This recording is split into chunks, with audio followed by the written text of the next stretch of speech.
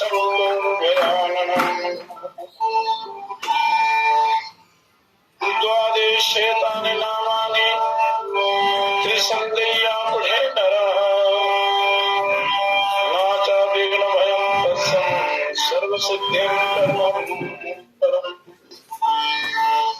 विद्यार्थी लभते विद्यां धनार्थी लभते धनम् पुत्रार्थी लभते पुत्रम् पुत्रान् मोक्षार्थी लभते गतिम् जपेद गणपति स्तोत्रं खड्गवासे फलं भवेत् संवत्सरेण सिद्धिं च लभते नात्र संशयः अष्टभ्यो ब्राह्मणेभ्यश्च लिखित्वा यः समर्पयेत् तस्य विद्या भवेत् सर्वा गणेशस्य प्रसादतः।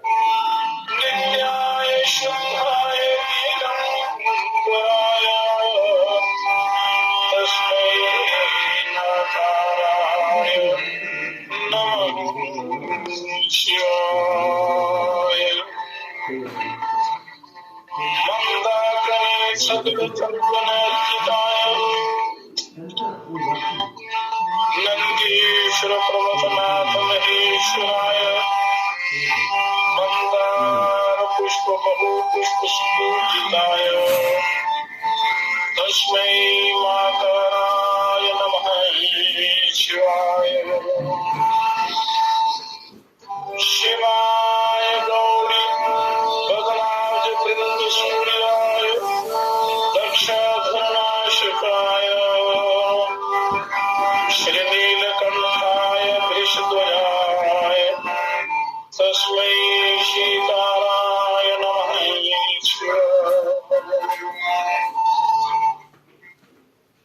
वसिष्ठ कुंभोद भगवत्मार्य मुनीन्द्र देवाच्युत शेखराय चंद्रार्क वैश्वानर लोचनाय तस्मै वाकाराय नमः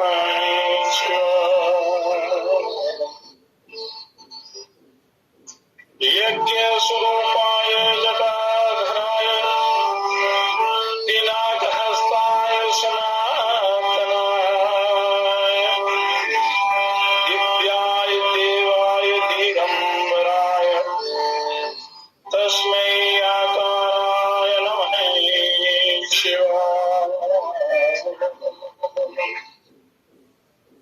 पंचाक्षरमिदं पुण्यया पठेत् शिवसन्निधौ शिवलोकं वाप्नोति शिवेन सह मोदते।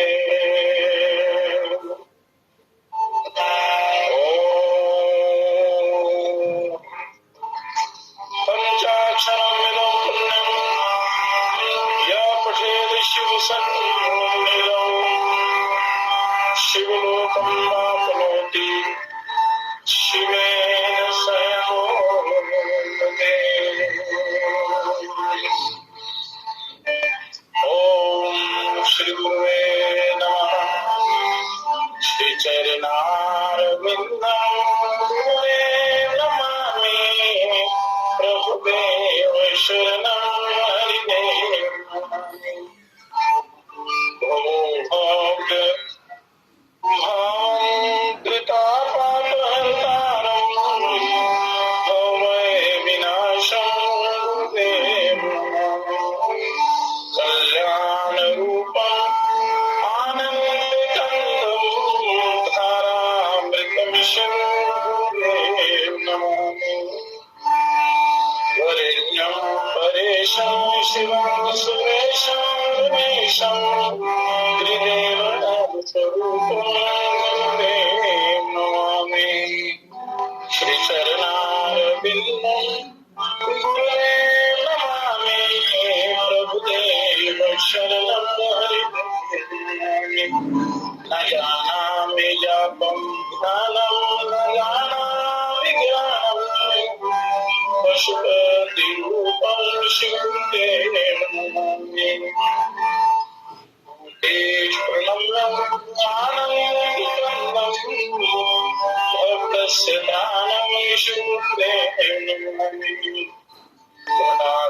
प्रकाशयुक्तम् महाकाशरूपम् चिदाकाशव्यक्तम् अकल्पम् स्वरूपम् परमार्थभासुरन्तम् गोचराणान्तगम्यम् सिद्धे सुरम्यम् श्रीप्रभुपादयुगम्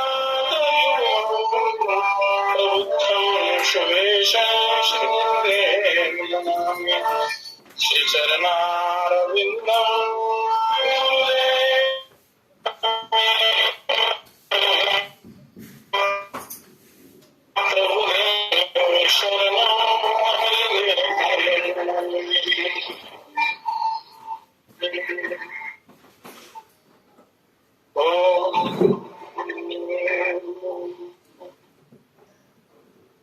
सच्चिदानंद भगवान की जय।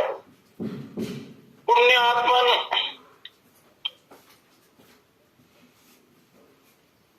सच्चिदानंद प्रभु के अनेक रूप हैं।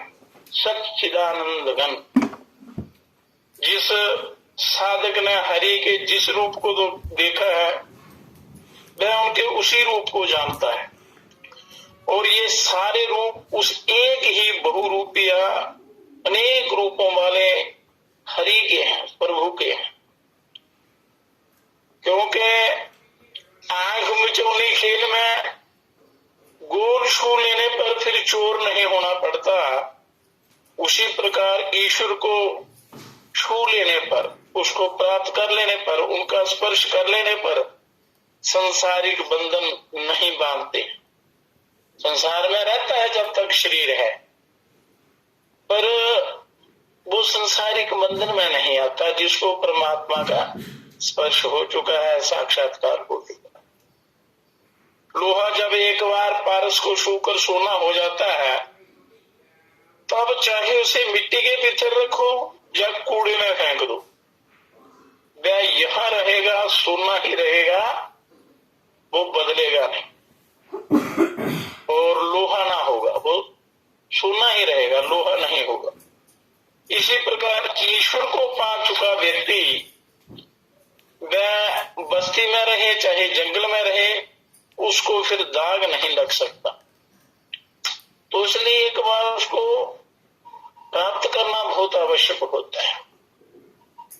जब विश्व से आसक्ति हट जाती है, विषय आसक्ति खत्म होती है, कम होती है, उतना ही मनुष्य ईश्वर के पास जाता है। उसके अंदर जो ईश्वर बैठे हुए हैं वो उनका प्रकाश स्पष्ट हो जाता है। ईश्वर को प्राप्त कर लेने पर मनुष्य का आकार वही रहता है, परंतु उससे अशुभ कर्म नहीं होते। वो अंतःकरण बिल्कुल बदल जाता है, उसका कर्म दशा दिशा सब बदल जाते हैं, और इसी शरीर के द्वारा उनका परम कल्याण हो जाता है। तो ईश्वर का दर्शन प्राप्त कर लेने पर मनुष्य फिर जगत के जंजाल में नहीं पड़ता,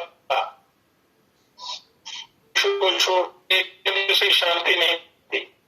एक क्षण भी ईश्वर को छूने मृत्यु कष्ट होता है, इसका एक बार परमात्मा में मन लग जाता है, उनका एक बार स्पर्श हो जाता है, तो फिर वो पतन के मार्ग पर कभी नहीं चल सकता। ईश्वर के पास जाने के अनेकों उपाय हैं, सभी धर्म इसी के उपाय दिखला रहे हैं ईश्वर की प्राप्ति के अपने अपने ढंग से।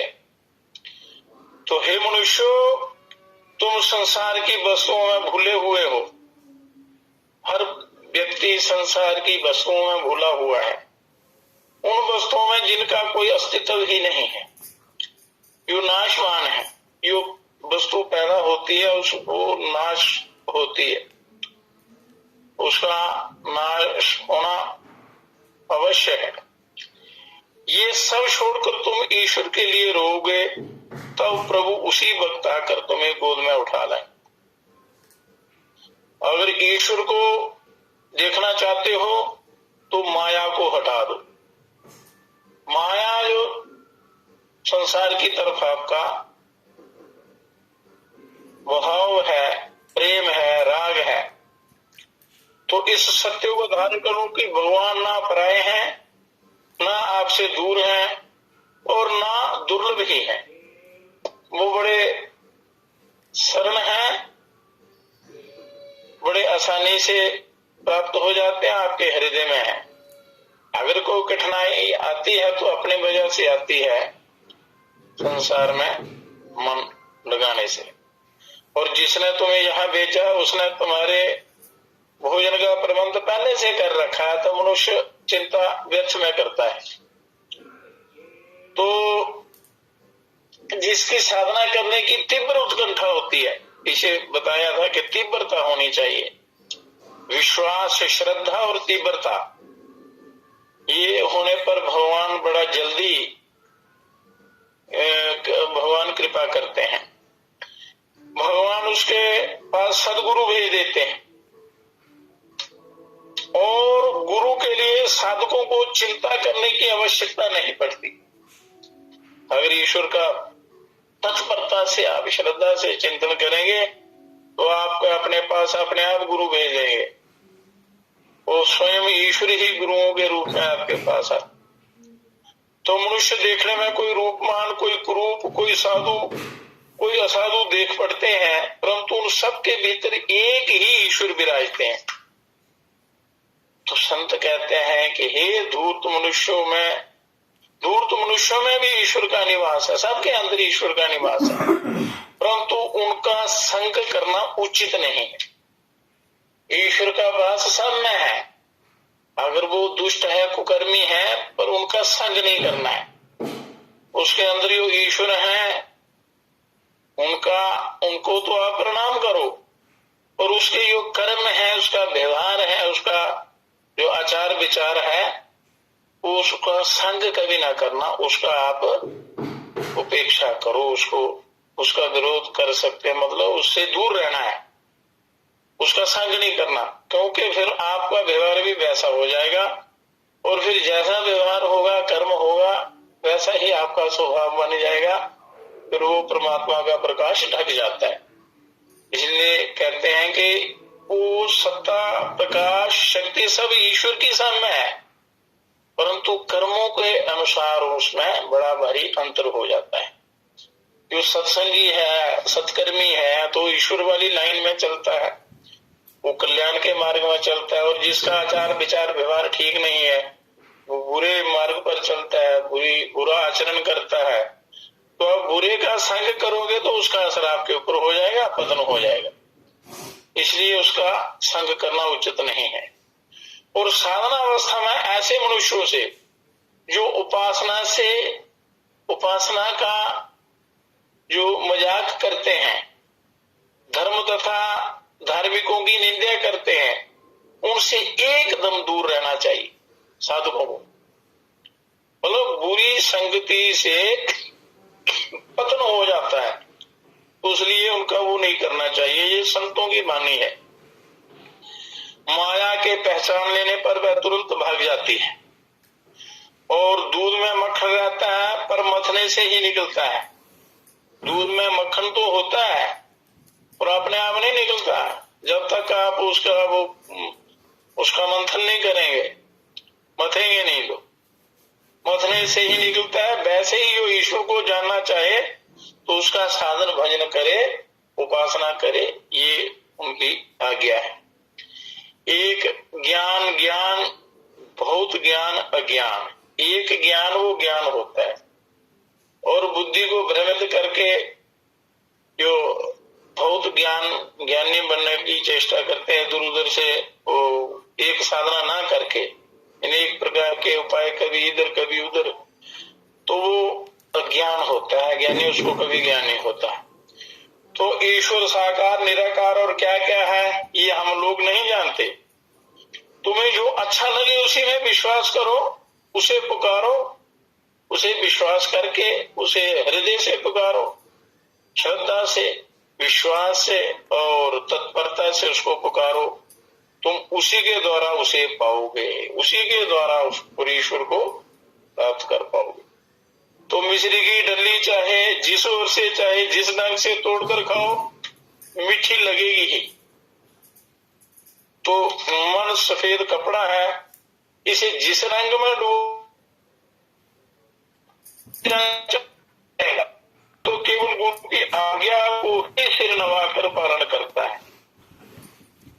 तो मनुष्य को शास्त्रों की, गुरुओं की, ईश्वर की आज्ञा का पालन करना चाहिए। आज्ञा पालन से ही कल्याण होता है। पतंग एक बार रोशनी देखने पर फिर अंधकार में नहीं जाता, और चींटियां गुड़ में प्राण दे देती हैं पर वहां से लौटती नहीं। इसी प्रकार भक्त जब एक बार प्रभु दर्शन का रसास्वादन कर लेते हैं तो उसके लिए प्राण देते हैं पर लौटते नहीं। ये संतों के अनुभव हैं। तो जिसके अंदर ईश्वर को प्राप्त करने की उत्कंठा होती है तो भगवान स्वयं गुरु भेज देते हैं। ज्ञान प्रदाता सदगुरु भेज देते हैं, ज्ञान देने वाले सदगुरु। तो संसार में रहकर जो साधन कर सकते हैं यथार्थ में वे ही वीर पुरुष हैं। बाकी सब कायर हैं जो साधना नहीं करते हैं, माया के प्रभाव में आकर माया के अधीन हो जाते हैं। फिर उनका कल्याण होना बड़ा मुश्किल हो जाता है, और 84 लाख जोनियां भोगने के बाद कभी मौका मिलता है ईश्वर की प्राप्ति का। तो संसार में रहकर सब काम करो पर ख्याल रखो कहीं ईश्वर के लक्ष्य से मन ना हट जाए।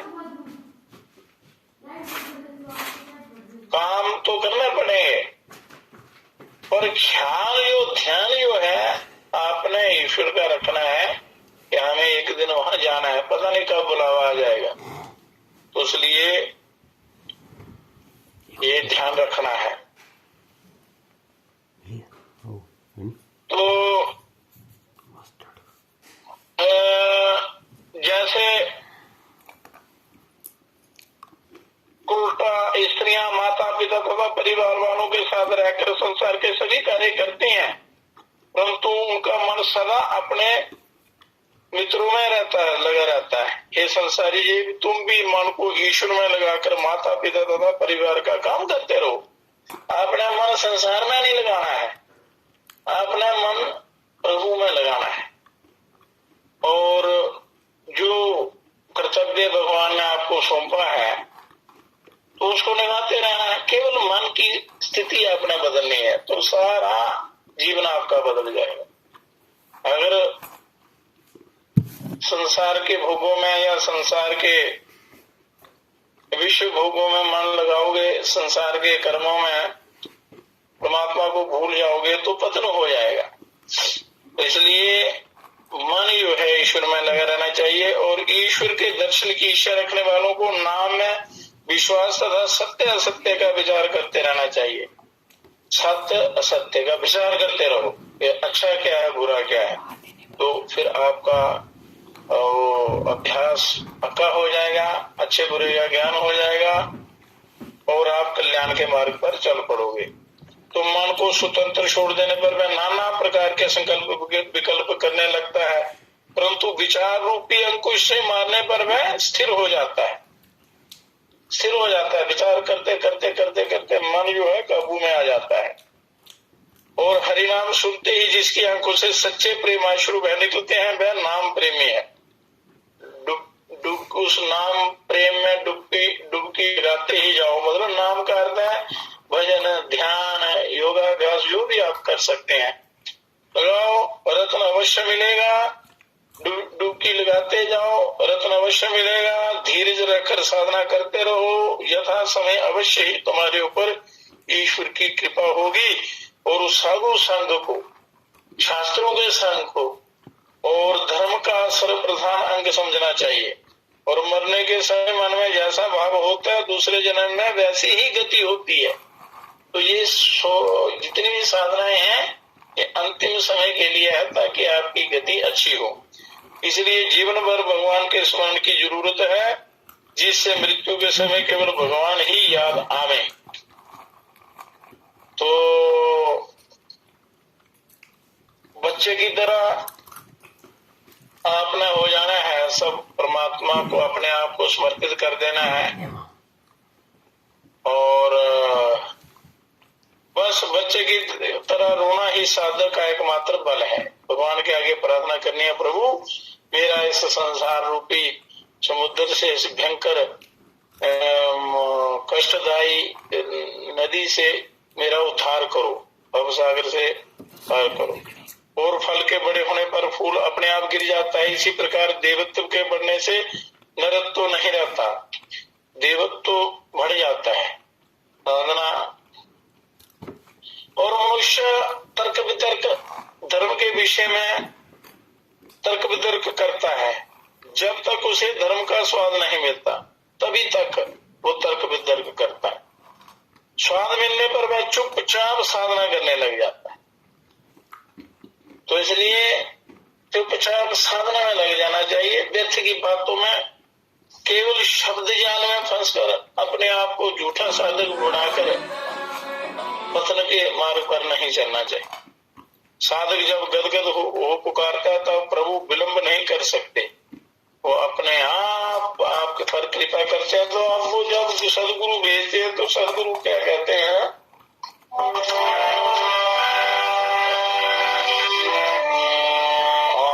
देव को आस करी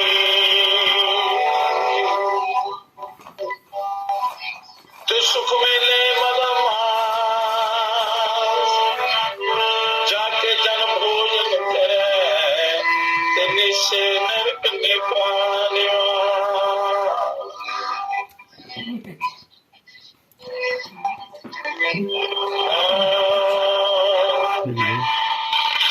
चरत लगाए कर मुख से कशु न हो, बाहर के पट देंगे अंतर के पट को, बाहर के पट देंगे अंतर के पट को।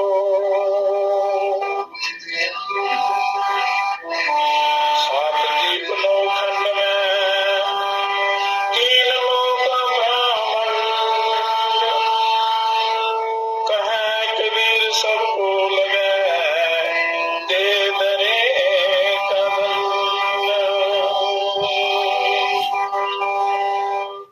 सात दीप नौ खंड और तीन लोक ब्रह्मांड में देह दान करने का दंड, मतलब भोग करने का, सबको अपने अपने कर्मानुसार भोगना ही पड़ता है। जो कर्मानुसार अपना अपना कर्म भोगना पड़ता है, चाहे अच्छा है या बुरा है।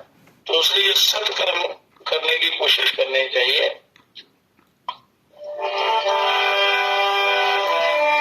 नर का दंड है ते सबका हुक्म हो, ज्ञानी भुगते ज्ञान करी ते अज्ञानी भुगते रो। देह धारण करने का दंड सुनिश्चित है, जो सबको ही भुगतना पड़ता है कर्मानुसार। तो उस दुख भोग को ज्ञानी तो ज्ञान पूर्वक संतोष भाव से भोगता है, वो कष्ट का अनुभव नहीं करता।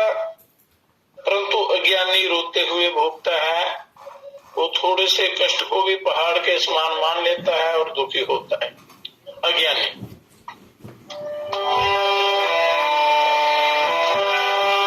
दुखी अब दुख दुखी तो दुखी रंग विपणी, कहे कबीर सब दुखी सुखी संत मन जी। इस जगत में राजा दुखी है, सन्यासी भी दुखी है, इसी तरह गरीब या धनी सब दुखी है संसार में। तो संतों की वाणी है कि केवल वही पवित्र हृदय वाले संत महापुरुष सुखी हैं, जिन्होंने अपने सत्कर्मों द्वारा मन को जीत लिया है। तो सत्कर्म करते हुए मन को जीतना है, कर्मों का स्वरूप से कभी त्याग नहीं करना और अर्थ का अनर्थ नहीं निकालना। अर्थ का अनर्थ निकाल कर एक दृष्टांत भी पिछले कथा में बताया था कि अर्थ का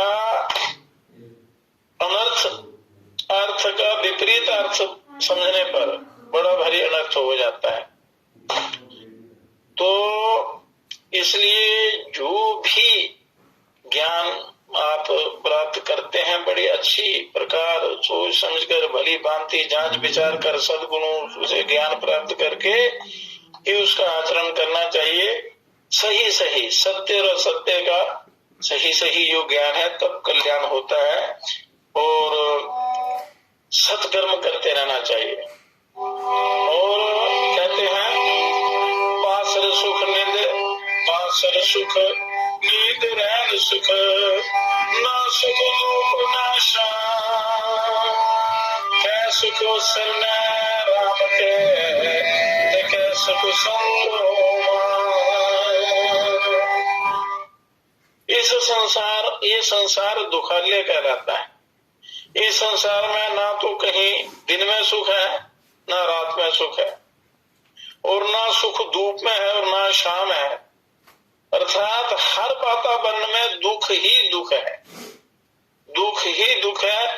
सुख या तो परमात्मा व प्रभु की शरण में है या संतों के सत्संग में है, वहां से जो आनंद मिलता है जो मार्गदर्शन होता है तो सच्चा सुख वही है, बाकी तो कष्ट ही कष्ट है। स्वर्ग मृत्यु पाताल में कठोर तीन सुख नहीं, सुख प्रभु के भजन में और संतन के माही। स्वर्ग मृत्यु और पाताल तीनों ही लोकों में कहीं भी सुख नहीं है। सुख तो केवल सदगुरु के भजन ध्यान में और संतों के सत्संग में है, अन्य अंतर कहीं नहीं है, कहीं नहीं है, सब रोना ही रोना है। संपत्ति देखी ना हर्षिए ते विपत्ति देखी मत रोइए, संपत्ति है कहाँ विपत्ति है करना करे सो। मिली हुई संपत्ति को देखकर कभी भी खुशी का आनंद मत मनाओ, अहंकार मत करो, अभिमान मत करो। विपत्ति को देखकर मत रो, रोना नहीं, क्योंकि जहां संपत्ति है वहां विपत्ति का होना स्वाभाविक है, ये सच्ची बात है, पक्की बात। जहां ज्यादा संपत्ति होती है तो परिवार में ही लोग आपस में लड़ते झगड़ते रहते, और ये विधि विधान का खेल है, जैसा वह करता है और वह ठीक ही होता है। जैसे जहां जल होता है तो वहां कीचड़ का होना भी स्वाभाविक है जहां जल होता है, और वैसे ही जहां सुख होता है वहां दुख का होना भी निश्चित है। अतः हर स्थिति में प्रसन्न भाव से रहना चाहिए। सुख दुख ये आने जाने वाली चीजें हैं, तो मनुष्य को तटस्थ होकर स्थिर होकर चिंतन में लगे रहना चाहिए, तब कल्याण होता है। कहते हैं संपत्ति को हरि मिलन है विद्ति जो राम पियो, संपत्ति विपत्ति राम कहू आन कहे सब लोग। हे जिज्ञासु जनों, हे आत्म कल्याण कामियों, सच्चा सुख प्रदान करने वाली वास्तविक संपत्ति तो हरि दर्शन है, हरि भजन है, हरि का ध्यान है, और उस परमात्मा राम का वियोग ही महान विपत्ति है। ईश्वर से जब मनुष्य ईश्वर को भूल जाता है, हट जाता है, संसार की तरफ चलता है, तो समझो महान विपत्ति और कष्ट आ गए। वो महान विपत्ति है जो कि दुखप्रद है, दुख सदा दुख ही मिलता है। अज्ञानी लोग अन्य चाहे कुछ कहें, परंतु आप संपत्ति विपत्ति की दोनों स्थितियों में राम नाम का ध्यान करें, सुमिरन करें, और ध्यान से ये सारी संपत्तियां विपत्तियां वृत्तियां अपने आप हट जाएंगी, आगे पीछे हो जाएंगी। आपका जो कर्तव्य है प्रभु का भजन वो करना चाहिए। लक्ष्मी कहे मैं नित नवी, किसकी ना पूरी आस,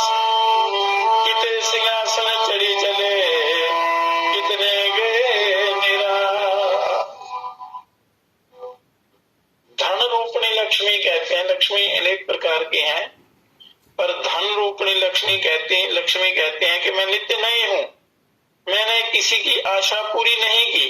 बोलो सबकी आशा पूरी की। किसकी आशा पूरी नहीं की? बोलो सबकी पूरी की। और उनमें कितने ही लोग तो सिंहासन पर चढ़कर चले गए और कितने ही निराश होकर गए, परंतु मैं वैसी ही वहीं पर हूं। मेरे में कोई विकार नहीं होता, कोई अंतर नहीं है। ध्यान गुरु कहते वचन है मूल सत्य सत्य। ध्यान मूलम गुरु मूर्ति, पूजा मूलम गुरु पदम, मंत्र मूलम गुरु वाक्य, मोक्ष मूलम गुरु कृपा, मोक्ष मूलम गुरु कृपा। तो सरल करके दोहे में ये श्लोक को बताया था कि आम साधारण लोग समझ सकें।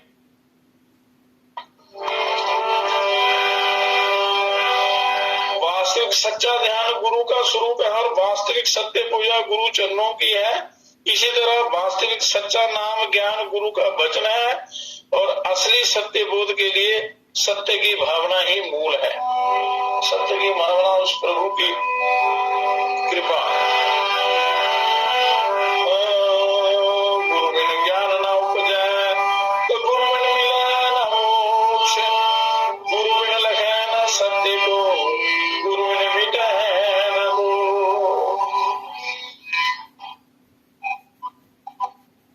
तो इसलिए गुरुओं की, संतों की, महापुरुषों की आज्ञा का पालन करते हुए अपना अपना जीवन सफल बनाना है। तो इस संसार में, इस संसार रूपी दुखालय में, संसार ये है दुखालय है, दुखों का स्थान है। इसमें दिन प्रतिदिन प्राणी यमलोक जा रहे हैं, शरीर छोड़कर जा रहे हैं, फिर भी बचे हुए मनुष्य सदा जीना चाहते हैं। इससे बढ़कर आश्चर्य और क्या होगा? भजन नहीं करना चाहते हैं, जीना चाहते हैं और विषय भोगों के प्रति इनका लगाव रहता है। कोई किसी व्यक्ति की मृत्यु होती है तो जो जीवित लोग क्या कहते हैं कि बस ये गया पर हम नहीं जाएंगे, हमारी मृत्यु नहीं होगी। अंदर से, हृदय से वो सदा जीवित ही रहना चाहता है। तो बहुतों को समझाते हैं, हम मित्रों से कहते हैं कि सावधान हो, तो कोई कहता है कि ऋण चुक जाए सब ठीक रहे, कोई कहता है सब ठीक है, लड़कों का विवाह हो जाए तो ठीक रहे। ऐसे मतलब फिर शांति से भजन करेंगे। तो भजन करने का समय हम ऐसे ही बिता देते हैं प्रमाद में, नहीं पहले संसार के काम कर लेते हैं फिर भजन करेंगे। तो मृत्यु का कोई पता नहीं कब आ जाए, तो भजन कब करोगे? तो जब तक शरीर स्वस्थ है, होश है, तो मनुष्य को भजन साधना पहले करनी चाहिए, जिसके बल से सारा जीवन चलता है। ये संसार के काम ये तो सारे नष्ट हो जाएंगे, नाशवान है, आपका कल्याण करने वाले नहीं है। तो जो महत्व है, प्राथमिकता है, आपने अपने कल्याण की तरफ ध्यान देना है, करनी है। तो कहते हैं पहले काम निपटा लेंगे फिर भजन करेंगे, तब तक मृत्यु आ जाती है, फिर कल्याण कैसे होगा?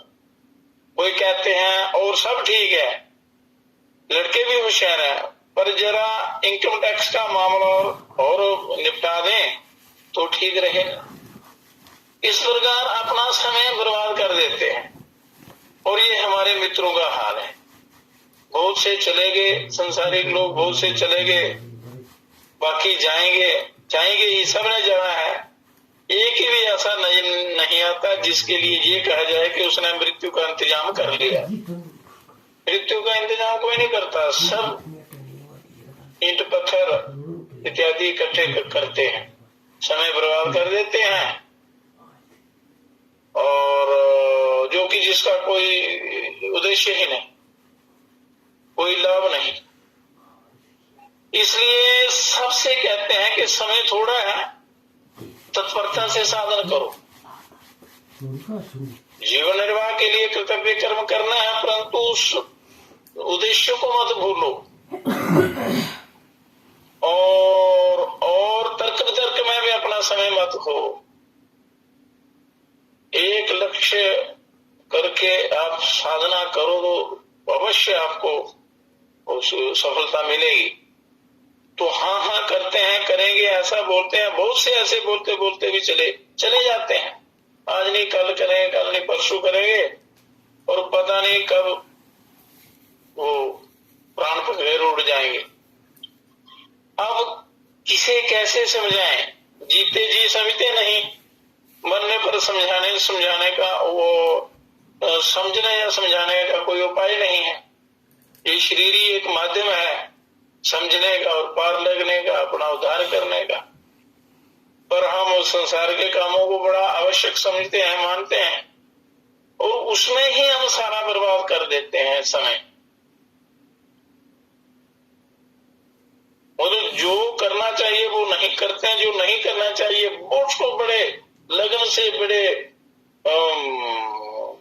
विचित्र ढंग से उसको चित्रित करते हैं, घर ही बनाते हैं, तो सारा जीवन, सारा धन, सब समय, सब उसी के उसमें लुटा कर देते हैं, और पल का पता नहीं, खबर नहीं पल की, मूर्ख मन बात करे कल की, खबर नहीं पल की। दान कुटुंब आदि की चिंता वाले बहुत से चिंता करते करते चले गए, ना चिंता मिटी, ना आत्मकल्याण ही हुआ। अब भी बहुतों को कहते हैं, पर बात समझ में नहीं आती है। या तो कहने वाले का दोष है, या सुनने वालों का, भगवान का तो है ही नहीं। लोग झूठा दोष देते हैं भगवान को, भगवान ये कर गए, वो कर गए। भगवान वो कभी कर्मों से लिप्त नहीं होते, ना वो उन्होंने आपको स्वतंत्रता दी है। जो आप करोगे उनका फल उन्होंने देना है। भाई आपने ये किया है, ये लो, आपने जो किया है उसका फल भोगो। तो दोषी जो है, दोषी परमात्मा नहीं है। सुनाने वाले या सुनने वाले इनमें से हो सकते हैं। उनकी तो बड़ी कृपा है, उनकी कृपा का प्रभाव तो सदा चल रहा है। जो इतना पवित्र जन्म दिया और इतने साधन दिए और इतना ज्ञान भी दिया, फिर भी मनुष्य अपना कल्याण नहीं करना चाहता। तो इतनी भारी कृपा है परमात्मा के कि हम उसका अनुमान भी नहीं कर सकते। स्वयं भगवान कहते हैं, गीता में भगवान ने कहा है, सुहृदं सर्वभूतानां ज्ञात्वा मां शांतिं विरिच्यति। अभी ये 5वें अध्याय का अंतिम श्लोक को में लिखा है उन्होंने। कहते हैं, मेरा भक्त मुझको तत्व से संपूर्ण भूत प्राणियों का सुहृद अर्थात स्वार्थ रहित, दयालु और प्रेमी जानकर शांति को प्राप्त होता है।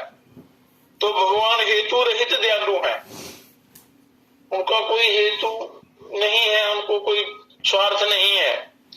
यही बात रामायण में शिव जी भी कहते हैं, उमा राम सम हितु जग माही, गुरु पितु मातु बंधु को उनाही। ये मनुष्य शरीर हमें भगवान की बड़ी कृपा से मिला है, और इस प्रकार उनकी दया सर्वत्र ओतप्रोत समझें और भगवान को अपना परम सुहृद समझें। परम सुहृद है, उनको दोष मत दें, नहीं तो आप और कर्म खराब हो जाते। भगवान के समान कौन प्रेमी और दयालु है? जितना बिना कुछ लिए वो आपके कल्याण के लिए सारे द्वार खोले हैं, और उनको सब समान रूप से दिया है। कर्मों के अनुसार मनुष्य गरीब, अमीर या सुखी दुखी इत्यादि होता है। तो इसलिए कर्म पवित्र करो। भगवान का तो कृपा का प्रभाव तो बराबर है, कोई प्राप्त करता है, कोई नहीं करता है, वो अपनी गलतियों के कारण या अपनी बुद्धिमानी के कारण प्राप्त करते हैं उनकी कृपा, और अपनी मूर्खता के कारण वो कृपा ऐसे ही चली जाती है, वो प्राप्ति कर पाते। तो उनके शरण हो जाने से परम शांति मिल सकती है, अगर शरण भी हो जाए। अनिच्छा परीक्षा से जो भी सुख दुख प्राप्त हो उसे भगवान का मंगलमय विधान मानना चाहिए, और ऐसा मानने से किसी तरह के दुख का अनुभव नहीं हो सकता और परम शांति मिल सकती है। तो उसके लिए भजन ध्यान आप करते रहना चाहिए। अगर मनुष्य कहीं सत्संग में बैठना हो तो गिन गिन के टाइम, मतलब कोई 5 मिनट ज्यादा सत्संग हो गया, हमें वो काम करना था, फलाना करना था, ये करना था, और यदि संसार की निद्रा में लग जाए तो 4-6 घंटे बीत जाते हैं, तब उस समय का ख्याल नहीं रहता। अगर संसार के काम में लग जाए तो बड़े मन से लगता है आदमी, ईश्वर को भूल जाता है। तो यदि थोड़ा भी सच्चे मन से आप प्रभु का चिंतन करेंगे तो आपका उद्धार हो जाएगा। तो शरीर मिला ही उद्धार के लिए है, अपने कल्याण के लिए, तो इसका सदुपयोग करना है आपने। और जैसे जल, पानी, अंबु, नीर, अप, वाटर आदि सब एक जल के ही अलग नाम है, वैसे ही एक ही परमात्मा के ओम राम कृष्ण हरि गोविंद वासुदेव सदाशिव शिव ईश्वर अल्लाह खुदा गॉड इत्यादि सारे नाम, अनेकों नाम है। वास्तव में वस्तु एक ही है। जब आप साधना करेंगे, जब उनका स्पर्श हो जाता है तो फिर वो कभी भी कि नाराग द्वेष मेरा तेरा ये सब मिट जाते हैं, अनुभव एक ऐसा ही होता है। वस्तु एक ही है। ये बात नहीं है कि जितने भी संप्रदाय जाते हैं उनके भगवान कोई और हैं तो दूसरे के और हैं, तीसरे के और हैं। ऐसे सूर्य नारायण भी एक हैं, सबको प्रकाश बराबर देते हैं। हिंदुओं को कोई और हो, मुसलमानों को कोई और हो, ईसाइयों को कोई और हो, या दूसरों को कोई और हो, या जितनी जितनी संप्रदाय हैं, तो वो जो परमात्मा की बनाई हुई सृष्टि है वो तो एक ही है सब। तो ये मूर्खता के कारण लोग आपस में झगड़ते बातें अपने कई पंथ बनाकर इस संसार में चलते हैं और जन्म मरण के चक्कर में पड़े रहते हैं। तो इसी तरह सभी के विषयों में समझना चाहिए। कई लोग धर्म को मानते हैं पर ईश्वर को नहीं मानते, और कई ईश्वर धर्म दोनों को नहीं मानते, किंतु उनके ना मानने पर भी ईश्वर तो सभी के लिए है, और चाहे उन्हें कोई माने या ना माने वो तो सबके लिए है। और वह सर्वअंतर्यामी सर्वशक्तिमान न्यायकारी परमात्मा सबके लिए समान भाव से ही उनके अच्छे या बुरे कर्मों का कर्मानुसार सुख दुख आदि का फल का विधान करते हैं। और अगर ये बात समझ में आ जाए तो फिर सारा बैर भाव मिट जाता है और परम शांति ही शांति हो जाती है। जैसे एक जल ही परमाणु, बादल, भाप, कोहरा, बूंद, ओले, बर्फ आदि अनेक उसके रूप हैं, जल के ही रूप हैं। वैसे ही एक ही परमात्मा के ही व्यक्त अव्यक्त सगुण निर्गुण साकार निराकार द्विभुज चतुर्भुज विष्णु विराट राम कृष्ण शिव शक्ति आदि अनेक रूप हैं उसी परिपूर्ण ब्रह्म के। तो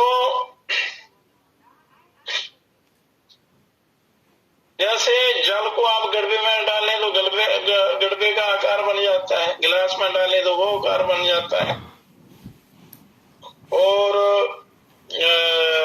जिस भी पात्र में डालेंगे जिस भी आकार का होगा तो परमात्मा उस परिपूर्ण ब्रह्म जो साकार निराकार से परे जो समग्र ईश्वर है, परमात्मा ब्रह्म जो प्रकाश है, तो जिस भी आकार में उनका ध्यान करेंगे वो उसी आकार में आपके अंदर आपको दिखाई देंगे। पहले जो स्थूल ध्यान होता है, उसके बाद जब पूर्ण आपको वो साधना हो जाती है, ज्ञान हो जाता है सच्चे अच्छे सत्य का, तो फिर सच्चे उस परिपूर्ण ब्रह्म एक तत्व जो है, ब्रह्म तत्व, उसका साक्षात्कार हो जाता है, पता चल जाता है। फिर मनुष्य के सारे ये द्वंद मिट जाते हैं। मनुष्य जिस नाम और जिस रूप में श्रद्धा रुचि विश्वास है मनुष्य की, साधक की जिस भी स्वरूप में जिस नाम में श्रद्धा रुचि और विश्वास है, उसके लिए वही नाम और वही रूप विशेष लाभदायक होता है। जिसमें रुचि होती है वो रुचि उसमें स्थिर दृढ़ हो जाती है, और फिर वही रुचि जो है, दृढ़ता जो है, वो उस परमात्मा तक ले जाती है। और नाम रूप की उपासना यदि इस काम भाव से जाने इस लोक और परलोक के भोगों की प्राप्ति के लिए की जाती है, तो उससे भोगों की प्राप्ति हो सकती है। और यदि रोग संकट आदि दुखों की निवृत्ति के लिए की जाती है, तो दुखों की निवृत्ति हो सकती है। और पर यहाँ ये बात ध्यान देने की है कि यदि ईश्वर फल देने में हित समझते हैं तो फल देते हैं, अच्छा या बुरा जो भी फल है, जिसमें जीव का हित होता है परमात्मा वही करते हैं। अगर आपको कोई कष्ट आता है तो समझना उसमें कोई हित है, कोई भलाई है। हित नहीं समझते तो नहीं भी देते। किंतु यदि वही उपासना निष्काम भाव से की जाती है तो अंतःकरण की शुद्धि होकर आत्मा का उद्धार हो जाता है। अगर वही काम आप इच्छा रहित होकर करेंगे, आपका अंतःकरण निर्मल हो जाएगा, पवित्र हो जाएगा और आत्मा का उद्धार हो जाएगा, मतलब ईश्वर का साक्षात्कार हो जाएगा, कल्याण हो जाएगा।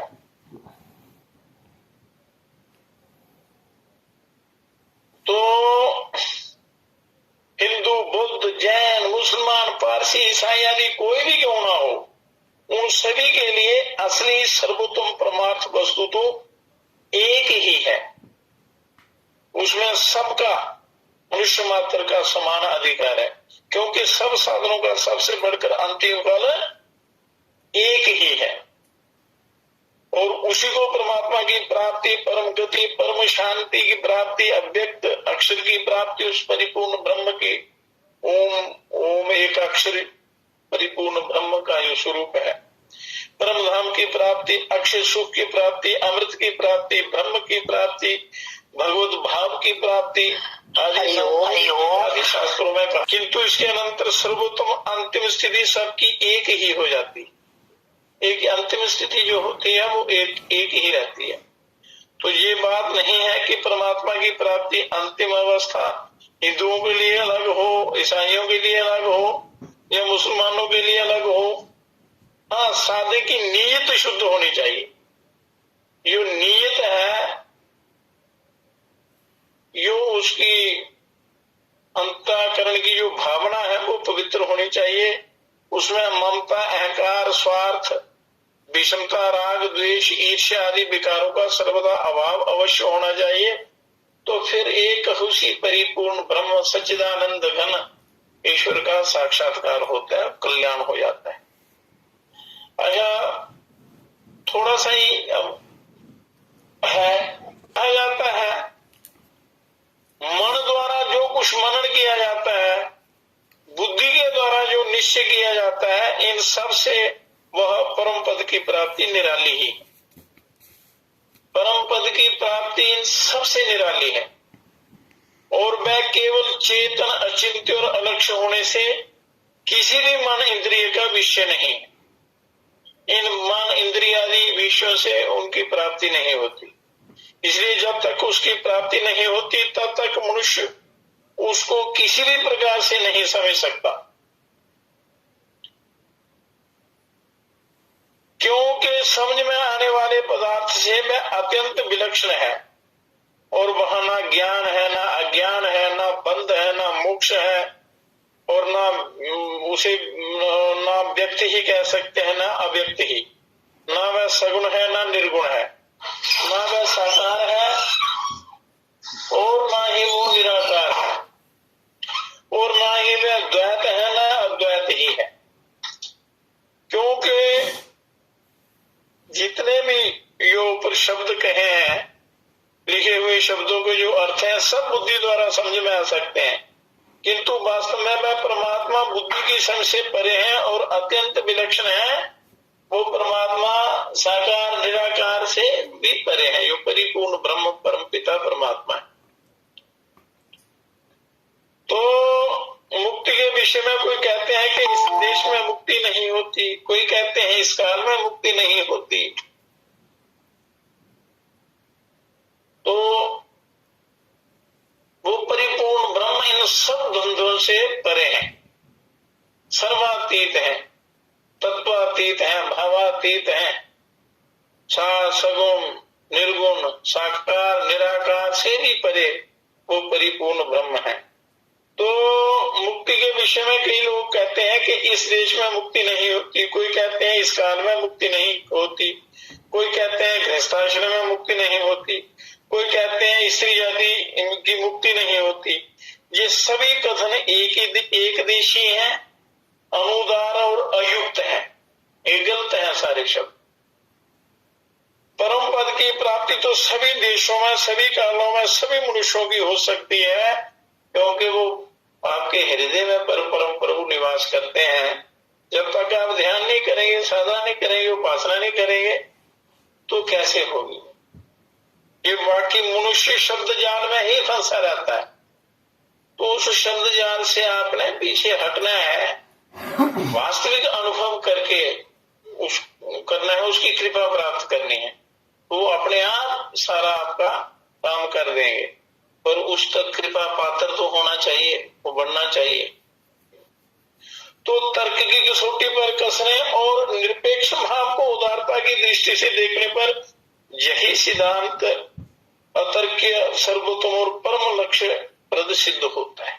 वो सबके लिए है, जितने भी जीव हैं, वो जाति संप्रदाय जितने भी हैं, इनसे परे की बातें हैं। ये तो लड़ाइयां अपनी बनाई हुई हैं, इसमें कोई है ही नहीं।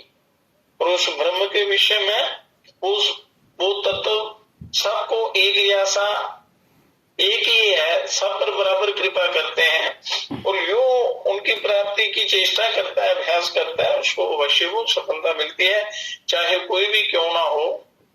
ये जाति संप्रदाय पथ मत मतांतरीय है, अपने बनाकर लड़ाई झगड़े बनाए हुए हैं। अगर आप सच्ची साधना करेंगे तो फिर वो सच्चे आनंद की अनुभूति होगी, फिर आप कभी भी गलत नहीं कर सकते।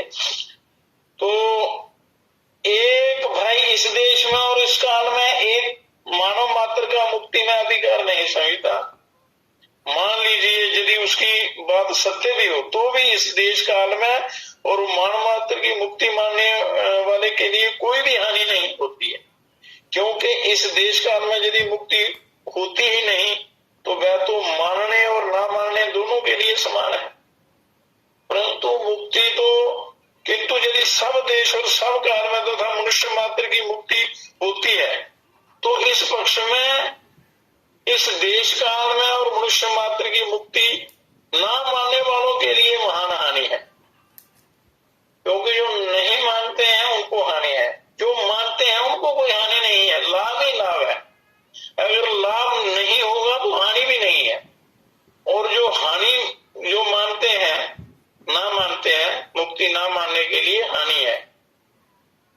तो मानने वाला यदि अपनी श्रद्धा विश्वास के अनुसार प्रयत्न करता है, आपकी श्रद्धा है और अपने विश्वास, श्रद्धा और विश्वास ये दो चीजें आत्म कल्याण की प्राप्ति में सहायक होती है, उस परम पद की प्राप्ति में। वो परम पद क्या है, वो अनुभव से पता चलता है। अनुभव का जब आप अभ्यास करेंगे तो अनुभव होगा, आप कृपा पात्र बनेंगे, प्रभु कृपा करेंगे तो अपनी ओर खींच लेते हैं, वो अपना सारे रहस्य प्रकट कर देते हैं।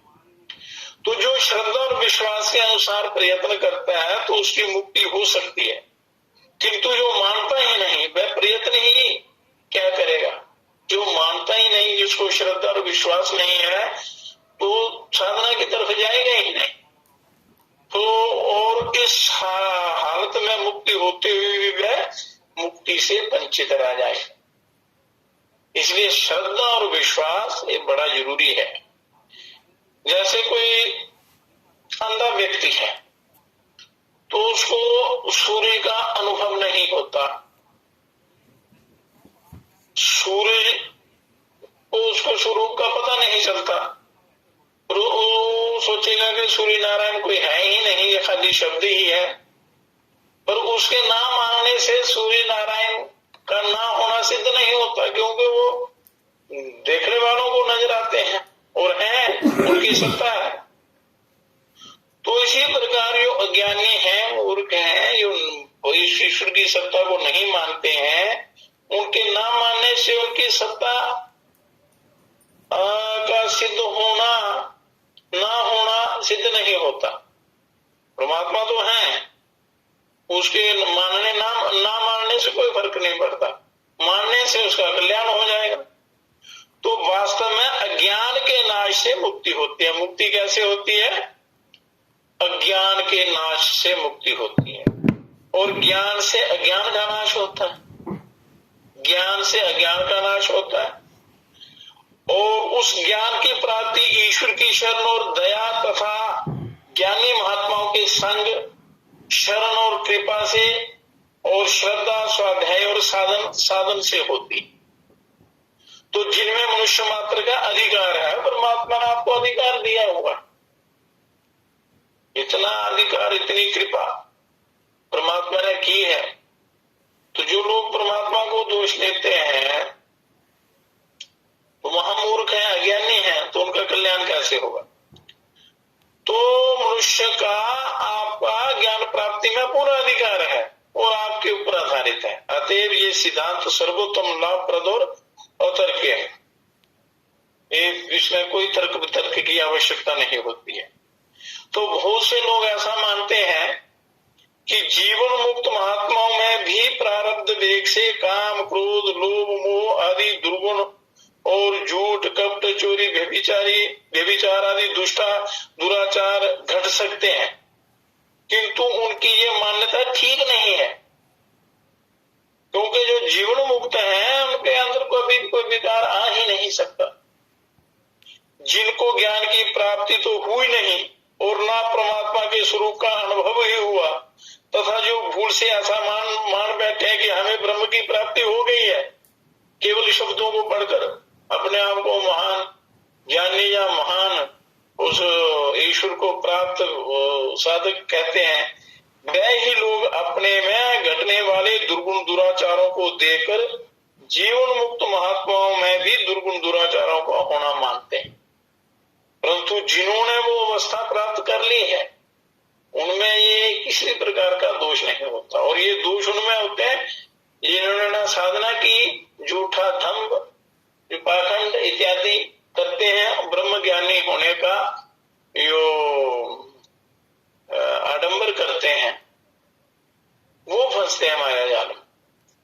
और माया के लेश रूप प्रारब्ध के कानून में काम, क्रोध आदि दुर्गुण और झूठ, कपट, चोरी, व्यभिचार आदि दुराचारों का होना बतलाते हैं, पर उनका ये कथन ना शास्त्र संगत है और ना ही युक्ति संगत है।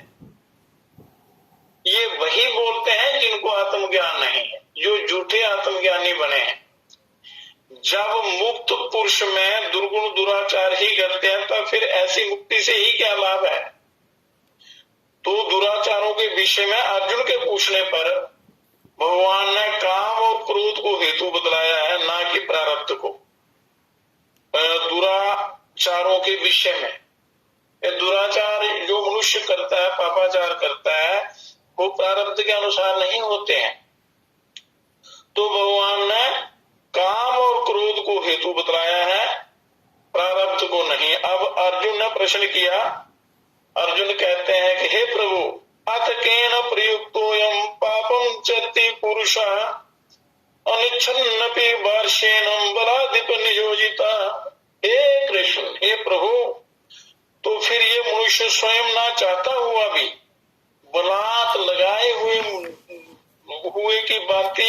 किससे प्रवृत्त होकर पापाचरण करता है। अगर प्रारब्ध के द्वारा ये पाप नहीं करता है तो पाप कौन करवाता है। तो ईश्वर भगवान ने यही कहा है, काम एष क्रोधा एष रजोगुण समुद्भवा महाशनो महापापमा विद्येना मिहिवैरिणम। कहते भगवान कहते हैं कि हे अर्जुन, रजोगुण से उत्पन्न हुआ काम ही क्रोध है। 3 गुण है, सत्व रजो और तमोगुण।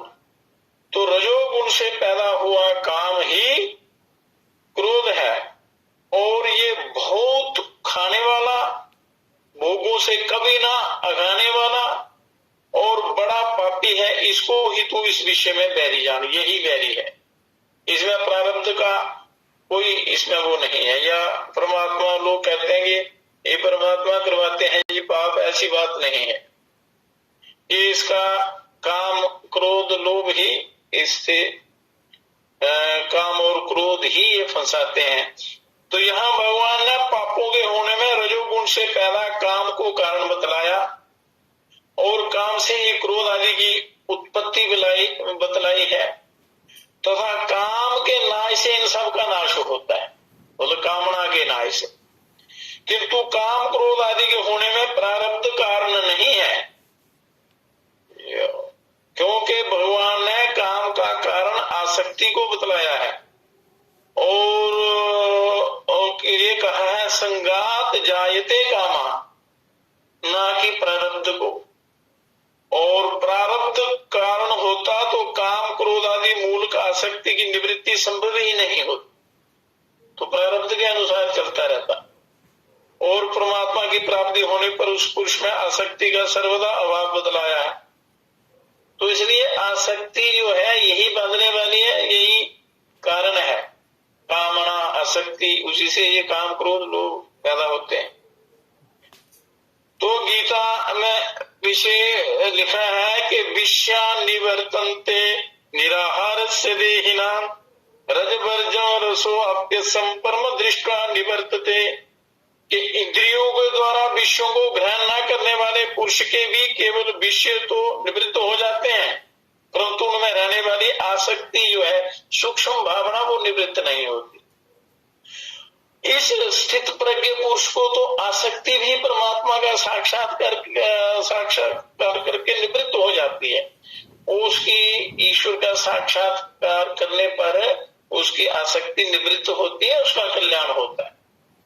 तो जब आसक्ति रूप मूल का ही नाश हो जाता है, आसक्ति जो कारण है, जैसे कोई बीमारी लगती है किसी, तो बीमारी का कारण ढूंढते हैं, कारण क्या है। अगर उस कारण का नाश हो जाए तो बीमारी जड़ से खत्म हो जाती। तो इस पाप काम क्रोध लोभ का कारण है आसक्ति। आसक्ति अगर नष्ट हो जाती है तब उससे उत्पन्न होने वाले काम क्रोध लोभ मोह आदि शाखा पत्र कैसे रह सकते हैं। जड़ ही जब खत्म हो गई तो फिर पत्ते शाखा इत्यादि का होना असंभव है, संभव ही नहीं। तो इसलिए ये बात सिद्ध हो गई कि परमात्मा की ईश्वर की प्राप्ति होने के बाद अहंता ममता राग द्वेष संशय भ्रम क्लेश कर्म और दुर्गुण दुराचारों की गंध मात्र भी नहीं रहती। जहां सत्य का स्पर्श हो जाता है उस ब्रह्म का, तो फिर वहां ये जितना भी ये संसार है ये नहीं रहता।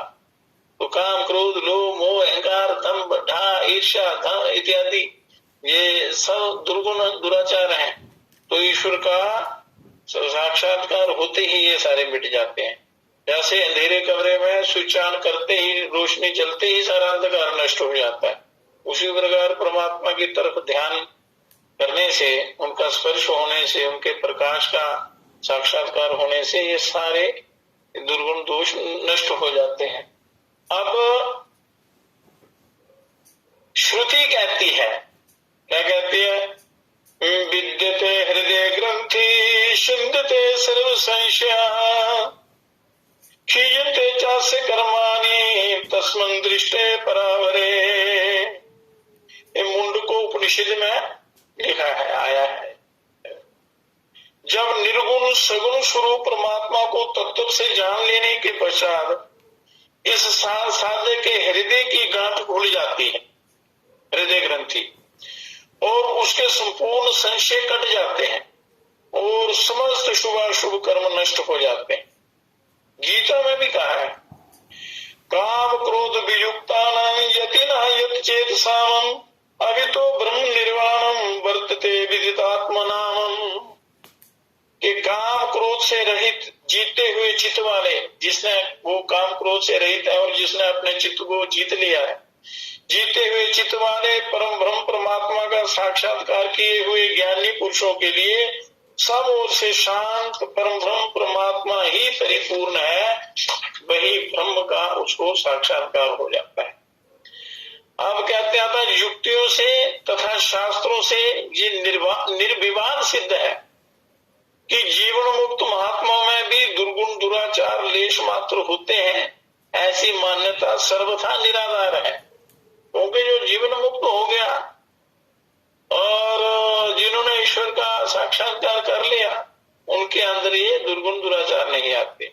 उन्हीं के अंदर आते हैं जिन्होंने ना साधना की, ना वो आचरण किया, ना गुरुओं की आज्ञा का पालन किया, ना सत्संग किया, ना शास्त्रों की सुनी, मनमाना आचरण करके और अपने को जो सिद्ध मानते हैं, झूठा दंभ करते हैं, वही लोग फंसते हैं।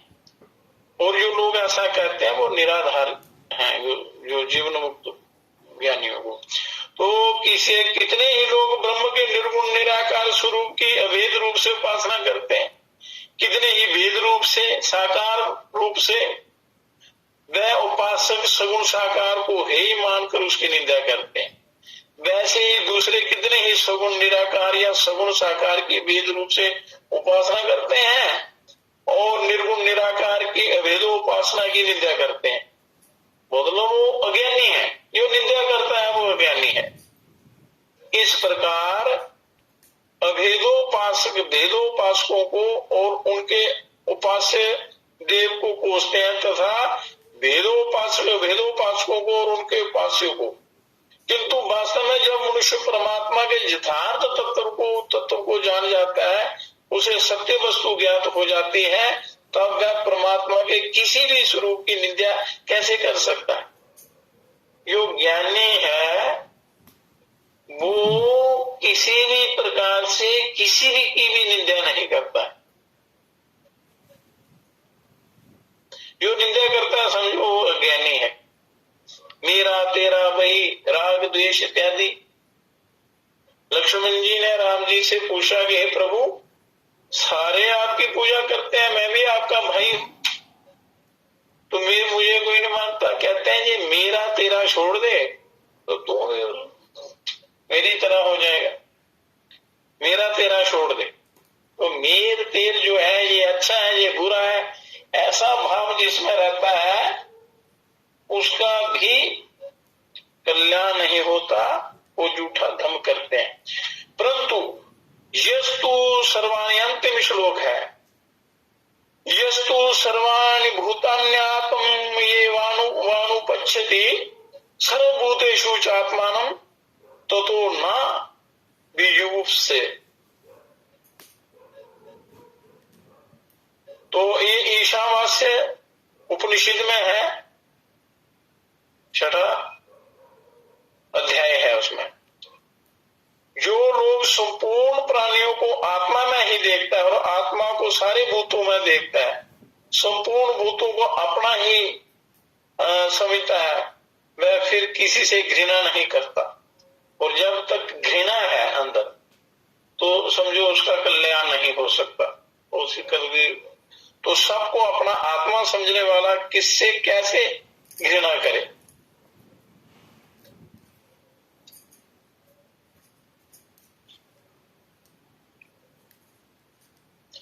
यस्तु सर्वाणि भूतान्यात्म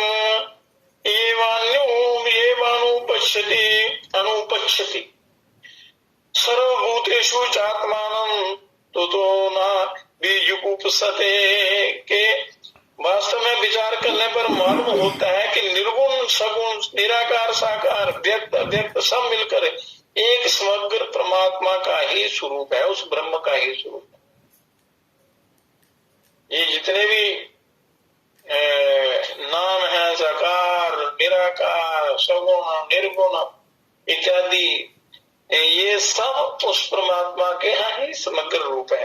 तो किसी भी स्वरूप की निंदा अर्थांतर से परमात्मा के ही स्वरूप की निंदा, उस ईश्वर की ही निंदा कभी नहीं करनी चाहिए। ऐसे तो जो परमात्मा के तत्व का ज्ञाता है, उसमें अपने परमात्मा के किसी भी स्वरूप की निंदा हो ही कैसे सकती, और जो करते हैं वो महामूर्ख है, अज्ञानी है। इससे यही समझ में आता है कि परमात्मा के स्वरूप की या किसी अंग की कोई निंदा करता है तो वास्तव में उसने परमात्मा के तत्व और रहस्य को समझा ही नहीं है। प्राप्ति तो दूर रही, उसने समझा ही नहीं है। क्योंकि पतिव्रता साध्वी स्त्री अपने पति के किसी भी स्वरूप या अंग की निंदा नहीं कैसे कर सकती। तो पति का हाथ, पैर, मुंह, कान कोई भी क्यों ना हो, उसके लिए तो सभी आनंददायक होते हैं। इसी प्रकार परमात्मा के तत्व को जानने वाले महात्मा के लिए परमात्मा के सभी स्वरूप आनंददायक होते हैं। और जब जरा भी भेदभाव या घृणा रहती है तो समझो उसका उद्धार नहीं होता, कल्याण नहीं, उसने ईश्वर को नहीं समझा है। इसलिए इन चीजों से परे होकर आत्मचिंतन करना चाहिए, और जो जान जाता है वो बिल्कुल शांत होकर बैठ जाता है। पर लोगों को समझाने के लिए जो शास्त्रों को जानने वाले हैं या जिन्होंने साक्षात्कार किया है, तो उनको भूल कर ही समझाना पड़ता है अभ्यास में। पर अभ्यास किए बिना अनुभव नहीं होता, साधना उपासना किए बिना उस स्वरूप को आप नहीं जान सकते, इसलिए वो करना बड़ा आवश्यक है। तो कोई शिव भक्त होकर विष्णु की निंदा करे तो उससे शिव प्रसन्न नहीं होते, और कोई विष्णु भक्त होकर शिव की निंदा करे तो उसमें विष्णु प्रसन्न नहीं होते। क्योंकि सच्चिदानंद परमात्मा ही शिव और विष्णु के रूप में प्रकट होते हैं। वही सच्चिदानंद घन ईश्वर ब्रह्म जो है वही सबके रूपों में प्रकट होते हैं। तो फिर कौन कैसे किसी की निंदा, उनकी निंदा कर सकता है? सभी उस ईश्वर के रूप है, और निंदा करने वाला महान दोषी है या भेदभाव करने वाला। वस्तुतः एक ही तत्व है। यदि व्यवहार की दृष्टि से भेद माना जाए तो शिव के उपास्य हैं विष्णु और विष्णु के उपास्य हैं शिव। फिर इस सिद्धांत से भी शिव और विष्णु परस्पर एक दूसरे की निंदा करने वाले से कैसे प्रसन्न हो सकते हैं? एक दूसरे की निंदा करते हैं, वो कैसे होते हैं? तो इससे ये बात सिद्ध हुई कि परमात्मा के किसी भी स्वरूप की किसी प्रकार भी निंदा नहीं बन सकती, और ना ही करनी चाहिए। तो अब अंतिम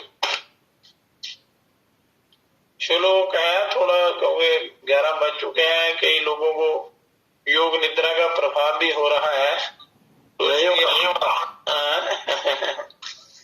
तो परमात्मा के निर्गुण, सगुण, निराकार, साकार आदि स्वरूपों की जो उपासना करता है वह सभी उत्तम और श्रेष्ठ है, क्योंकि सभी का लक्ष्य परमात्मा की ओर होने से सभी को यथार्थ में परमात्मा की प्राप्ति हो जाती है। और वो सच्ची श्रद्धा, निष्ठा, विश्वास से लगना चाहिए, और बिना किसी तर्क वितर्क के, बिना किसी मेरे तेरे के भेदभाव के जो करता है उसको वो प्राप्ति होती है। किंतु तर्क की कसौटी पर कसने से साधन काल का कोई सा भी स्वरूप वास्तविक स्वरूप सिद्ध नहीं होता, क्योंकि साधन समय के माने हुए स्वरूप से परमात्मा का वास्तविक स्वरूप अत्यंत विलक्षण है। परमात्मा का असली स्वरूप अत्यंत विलक्षण है, वो तो साधन करने पर ही उसका अनुभव होता है। जैसे कि एक पुरुष तो श्री राम और कृष्ण का ध्यान करता है, तो दूसरा एक सच्चिदानंद ब्रह्म के निर्गुण निराकार स्वरूप का ध्यान करता है। दोनों प्रकार के साधकों को ही अभी परमात्मा की प्राप्ति नहीं हुई। अतः ये शास्त्र और आचार्य के बतलाए हुए मार्ग के अनुसार अपनी समझ से परमात्मा के स्वरूप को लक्ष्य बनाकर उनकी उपासना करते हैं। इसलिए सगुण साकार की उपासना करने वालों के लक्ष्यों से भी वास्तविक श्री राम कृष्ण का स्वरूप अत्यंत विलक्षण है। और निर्गुण निराकार के उपासक के लक्ष्य से भी सच्चिदानंद घन परमात्मा का वास्तविक स्वरूप अत्यंत विलक्षण है। साकार रूप में राम और कृष्ण के स्वरूप विलक्षण है और निराकार में साकार निराकार निर्गुण के स्वरूप में सच्चिदानंद घन समग्र परमात्मा का जो स्वरूप है वो अत्यंत विलक्षण है। किंतु श्रद्धा पूर्वक उपासना करने के कारण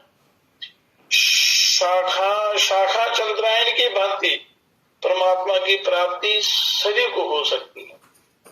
इसलिए सभी की उपासना यथार्थ है, सबकी उपासना असली है, पर उसमें जरा वो मिलावट नहीं होनी चाहिए, ये भेदभाव नहीं होना चाहिए, श्रद्धा विश्वास की कमी नहीं होनी चाहिए। तो बाकी उपासनाएं जो हैं बिल्कुल बिल्कुल बोलो अपने आसक्ति ममता रहित कामना रहित होकर और भेदभाव रहित होकर करने से वो साधना जो है सफल होती है, ईश्वर की प्राप्ति होती है। अतः सगुण साकार उपासक यदि निर्गुण निराकार उपासक को निम्न श्रेणी का माने और निर्गुण निराकार उपासक सगुण साकार उपासक को निम्न श्रेणी का माने तो वह दोनों ही गलती पर है, दोनों ही गलती पर है। ये शास्त्रों का सिद्धांत है, क्योंकि तर्क की कसौटी पर कसने से सभी गलत ठहर जाते हैं। ये तर्क वितर्क से परे है परमात्मा, तो इसलिए तर्क वितर्क को छोड़कर साधना करो। जब साधना करेंगे तो अपने आप अनुभव होगा, तो सारे वहम सारे दोष ये सब मिट जाएंगे।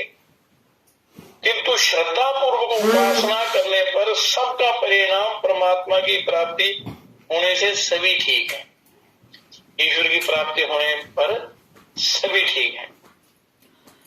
तो इस प्रकार मनुष्य को सोच समझ कर चलना चाहिए, उस ज्ञान के तत्व को समझकर साधना में लगना, मेरा तेरा इत्यादि छोड़कर साधना करनी चाहिए। क्योंकि समय बहुत कम है और समय हम आलस्य और प्रमाण में बिता देते हैं। आज नहीं अभी नहीं, आप ये काम करके फिर भजन करेंगे, बुढ़ापे में भजन करेंगे। बुढ़ापे में तो भजन हो ही नहीं सकता जब पहले अगर अभ्यास ना किया हो तो। अगर बाल्यकाल से ही आप साधना में लग जाते हैं, अच्छी संगति में लग जाते हैं तो बड़ा जल्दी कल्याण होता है। तो भगवान अव्यक्तम व्यक्तिमापन्नम मन्यते माम बुद्धया परम भावमा जानन्तो ममाभ्येम अनुत्तमम्, कि बुद्धिहीन पुरुष मेरे अनुत्तम अविनाशी परम भाव को ना जानते हुए मन इंद्रियों से परे मुझ सच्चिदानंद घन परमात्मा को मनुष्य की भांति जन्म कर व्यक्ति भाव को प्राप्त हुआ मानते हैं, उनका कल्याण कैसे होगा? जो साधक कर्म और उपासना की अवहेलना करके केवल निर्गुण की उपासना की बातें करते हैं, वह भी ठीक नहीं करता। किसी शास्त्रों में लिखा है, ब्रह्म ज्ञान जान्यो नहीं कर्म दिए छिटकाए, कर्महीन सो मूढ़ नर सहज नरक में जाए। एक जो साधक सगुण साकार का भजन ध्यान पूजा पाठ कीर्तन वंदना आदि करता है, किंतु भगवान के तत्व रहस्य को न जानने के कारण संध्या गायत्री वेद शास्त्रों का अध्ययन दान तप पंच महायज्ञ नित्य नैमित्तिक और वर्णोचित कर्मों की अवहेलना कर देता है, तो ये ठीक नहीं है। क्योंकि वह भगवान की भक्ति तो करता है पर भगवत आज्ञा रूप शास्त्रोक्त कर्म की अवहेलना करता है, तो इस कारण उसे परमात्मा की प्राप्ति होनी कठिन हो जाती है।